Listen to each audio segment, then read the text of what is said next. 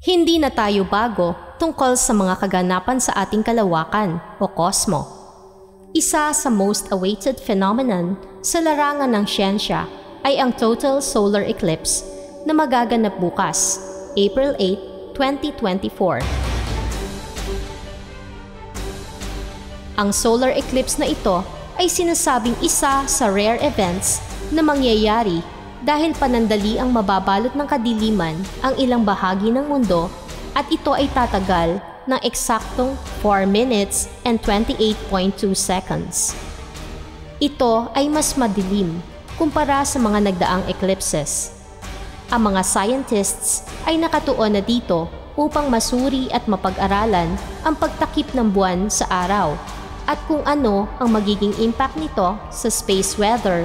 Samantalang ang mga educators naman ay nakakasilip ng oportunidad na mapag-aralan ito ng mga estudyante ayon sa timesofindia.com. Ito ay may malaking significance dahil nagbibigay ito ng kakaibang oportunidad sa mga casual observers at scientists na makita at mapag-aralan ang eclipse na mangyayari ulit pagkatapos ng 126 years.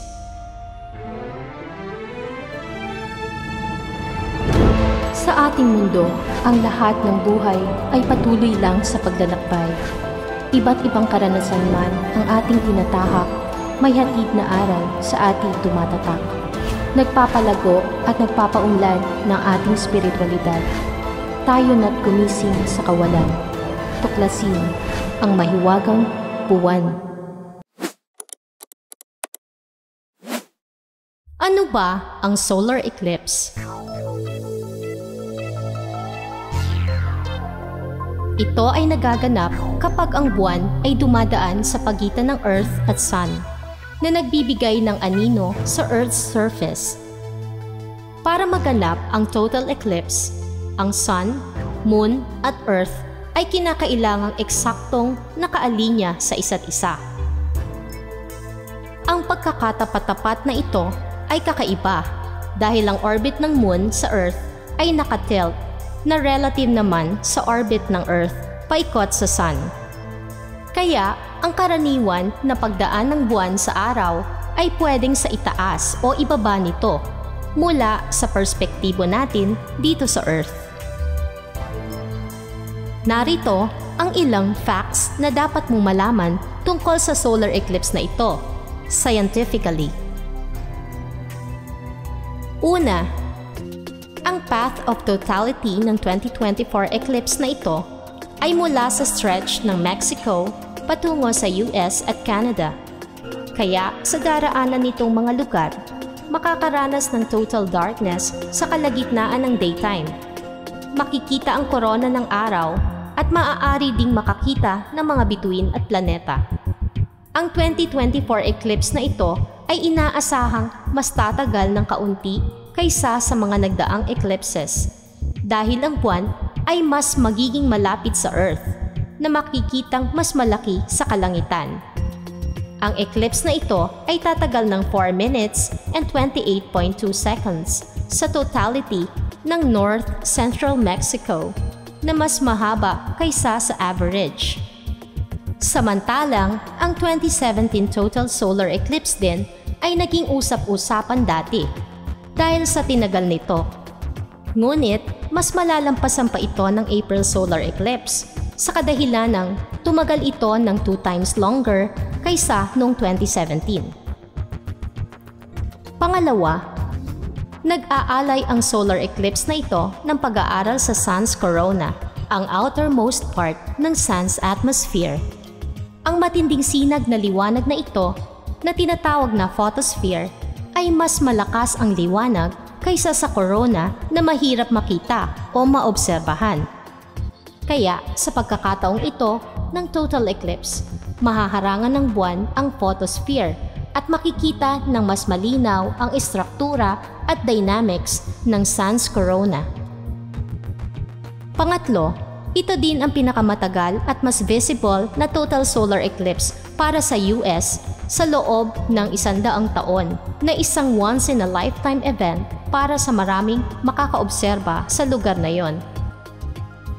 Pang-apat, sa pagkakataong ito, maoobserbahan at mapag-aaralan ng mga scientists ang corona tungkol sa solar winds, solar flares, at coronal mass ejections. Isang kaganapan na maaaring makapagbigay ng impact sa space weather at makaapekto sa satellite communications at power grids ng Earth. Para naman sa mga educators at estudyante, ito ay makakapagbigay ng hands-on learning experience tungkol sa astronomy, physics, at mechanics of celestial bodies para makakolekta ng data at magkaroon ng malawak na pangunawa sa kabuuan ng universe. Panglima, habang palayo sa vicinity ng daraanan nito, makikita pa din ito, ngunit hindi na ito total o absolute eclipse. Ngunit makakaranas pa din na makakita ng mga crescent shadows sa lupa na nilalabas ng liwanag ng araw. At para sa mga observers nito, kinakailangan magsuot ng mga eclipse glasses hanggang ito ay matakpan ng tuluyan ng buwan. At pang-anim, dalawang planeta ang maaaring makita sa eclipse na ito. Ito ay ang Venus na mas magiging maliwanag kaysa sa araw kahit bago ang totality, at Jupiter na mas malabo ng konti kaysa sa araw. Maaari ding maging visible ang Comet 12P-Pons-Brooks o kilala din bilang Horned o Devil's Comet. Ngayon naman, dumako tayo sa spiritual relevance ng solar eclipse na ito. Marami ang naaalarma, mostly mga Christians, na ito na daw ang hudyat ng katapusan ng mundo. May mga nagsasabi na ang pagdilim na ito tatagal ng 3 days o ang common term na 3 days of darkness. Huwag kayong mabahala at huwag magpadala sa propaganda tungkol sa mga naglalabasang balita na ito dahil kahit sa Bible man, walang warning ang second coming of Christ.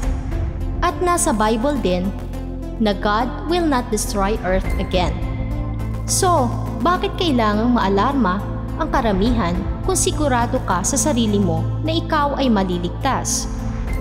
Ang ironic kasi na kinakailangang magsisi sa mga kasalanan kapag malapit na ang katapusan, sinasabi nila, samantalang sa buhay nila bago ang kinakatakutang ito, hindi nila ginagawa ang mamuhay ng naaayon sa tama at sinasabi ng relihiyon nila.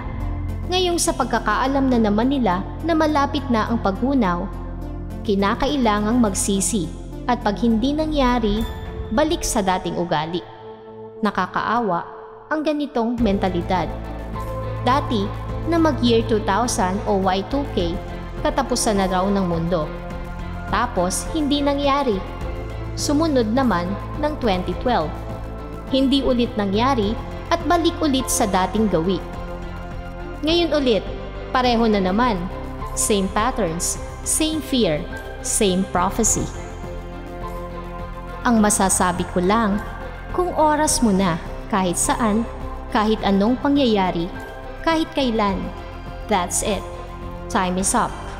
Walang kahit sino ang pwedeng makapag-predict kung kailan ka aalis sa katawang tao at papanaw sa lifetime na ito. Kaya, palagi kong sinasabi sa inyo, to go inward. Huwag mag-focus sa outside world na wala kayong control. Unahin niyong ayusin ang inyong well-being, physically, mentally, emotionally, and most of all, spiritually. Sa pamamagitan ng pagbuo nyo ng inyong tunay na sarili, makakakita kayo ng sagot sa inyong mga katanungan. Malalaman nyo ang inyong dapat tahakin sa landas na inyong pinapasukan. At unti-unting magbabago ang inyong pag-unawa sa mundo kapag nauunawaan nyo ng lubusan ang inyong mga sarili. Unti-unti nang manunumbalik ang tunay na esensya sa inyong pagkatao para matrigger ang compassion at empathy sa kapaligiran nyo. Dapat munang unahin mapaunlad ang inyong mga sarili bago lumabas at makapagbahagi ng inyong serbisyo at pagmamahal sa iba. ang spiritual symbolism and significance ng total solar eclipse.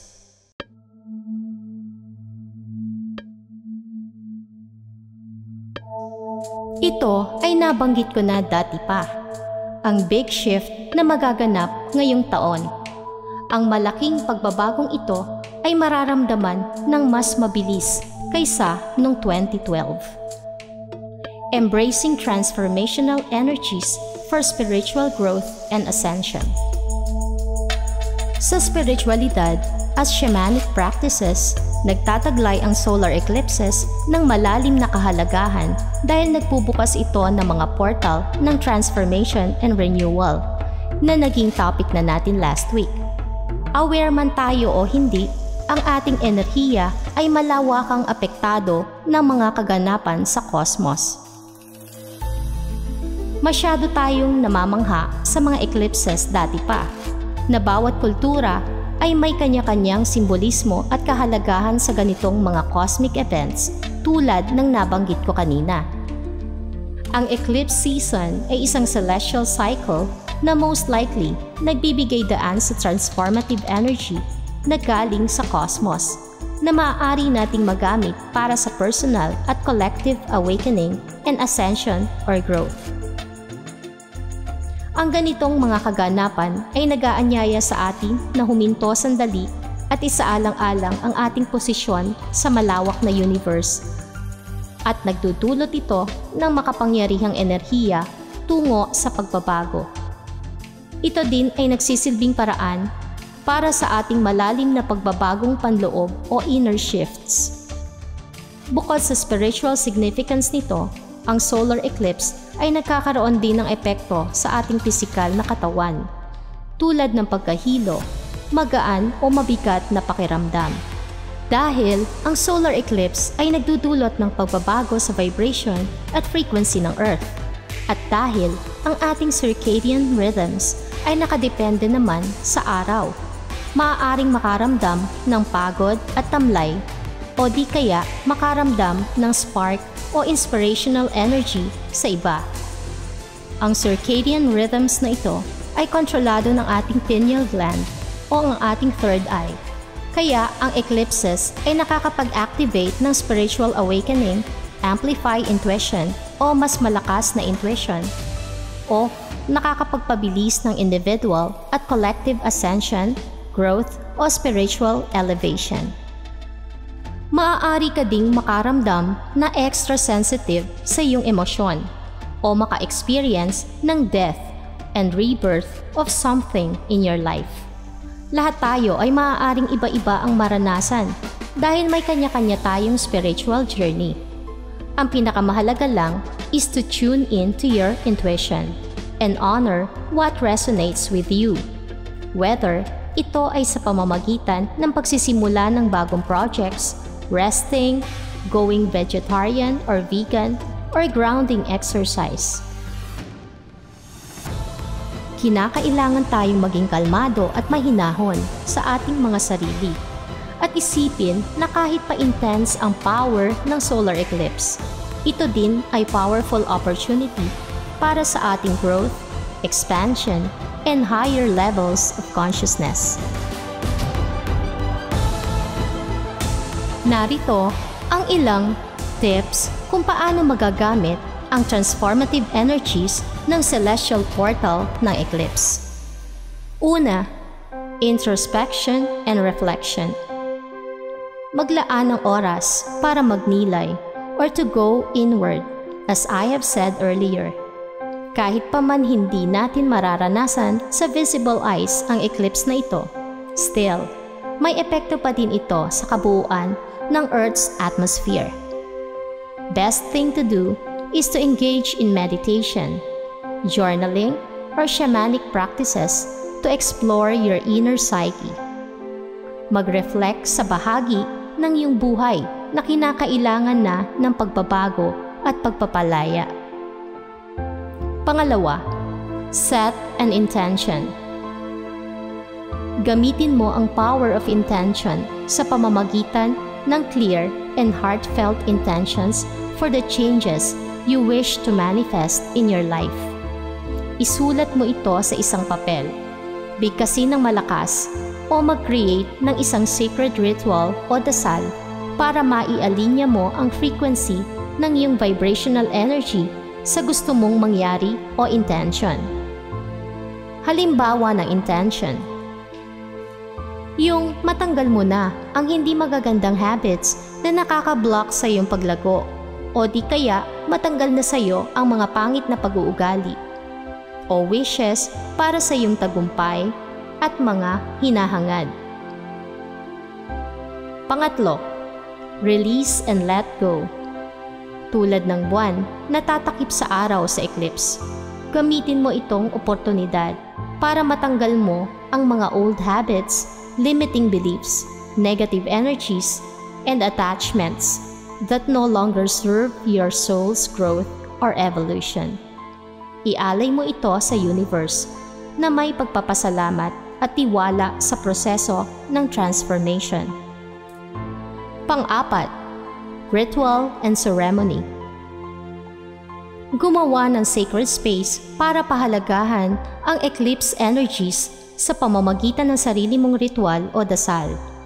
Magsindi ng kandila, burn herbs tulad ng sage o palo santo o insenso, at humingi ng patnubay sa iyong spirit guides, angels, archangels, ascended masters, at elevated ancestors para suportahan ka sa iyong paglalakbay dito sa mundo. Panglima, connect with nature. Spend time in nature and connect with the elemental energies of the earth, sun, and moon.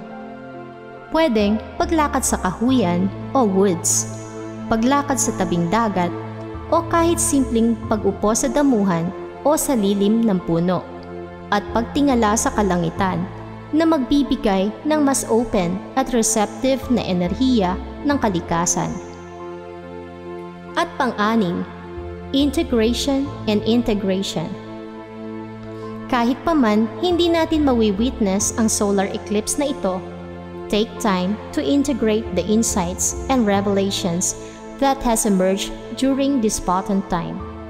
Maging banayad sa iyong sarili habang tinatahak mo ang pagdaloy ng pagbabago, trusting in the divine timing of your soul's journey. Alalahanin natin na ang mga enerhiya ng solar eclipse na ito ay hindi dapat katakutan. Bagkus, dapat tanggapin na ito ay sacred opportunities for growth, healing, and spiritual evolution. Sa pagdating natin ng sama-sama sa malaki at kakaibang celestial gateway na ito, may we walk with confidence, grace, and an open heart, assured that we are supported and guided every step of our journey. So, yun na lamang po muna. Stay positive mga ka-MB. Peace, love, and light. Thanks for watching.